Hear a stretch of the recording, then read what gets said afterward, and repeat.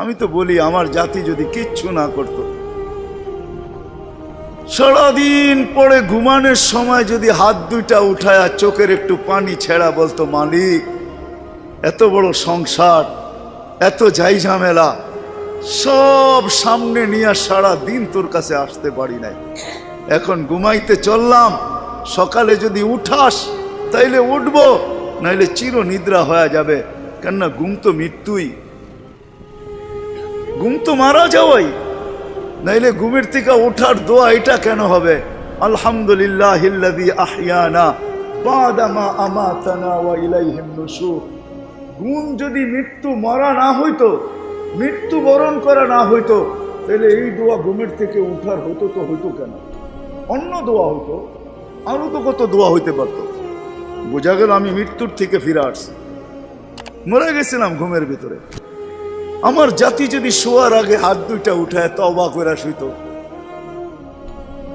নারী পুরুষ নির্বিশেষে, এইখানে তো এই বিশাল ওই মাথা পর্যন্ত একজনও পাওয়া যাবে কিনা যে ডেলি আমি ঘুমানোর আগে কমসে কম একটু হাত উঠায় তওবা করে হইলেও ঘুমাই, আল্লাহকে বইলা ঘুমাই, আল্লাহ যেমন করার ছিল সারাদিন করতে পারি নাই, যেমন পড়ার ছিল পড়তে পারি নাই, তোমার দিকে ছুটার ছিল ছুটতে পারি নাই, আমি কিন্তু মাপ চায় ঘুমাইতেছি। যদি উঠায় নাও ঘুমের ভিতরে, তাইলে ওদের অন্তর্ভুক্ত করো যাদের ব্যাপারে তুমি নিজেই কোরআনে বলছো ইউহিব্বুত তাওয়াবিন ওয়া ইউহিব্বুল মুতাতাহহিরিন। তুমি তওবাকারীকে ভালোবাসো, আমাকেও ভালোবাসার চাদর দিয়া ডাইবেন।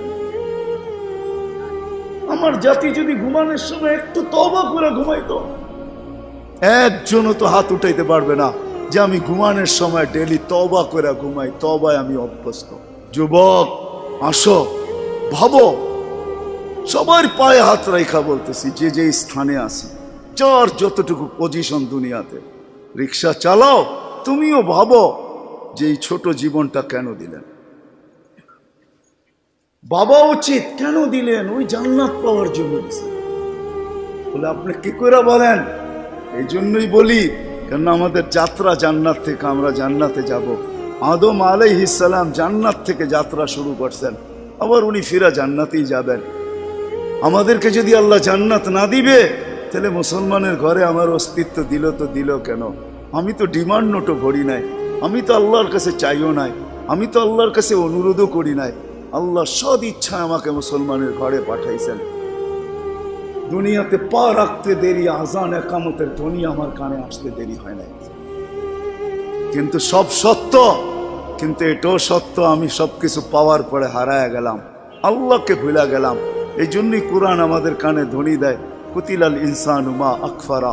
ও মানুষ, তুই অকৃতজ্ঞ হইলি তো হইলি কি করে? উচিত তো ছিল ফল আসলে গাছ আরো ঝুঁকবে,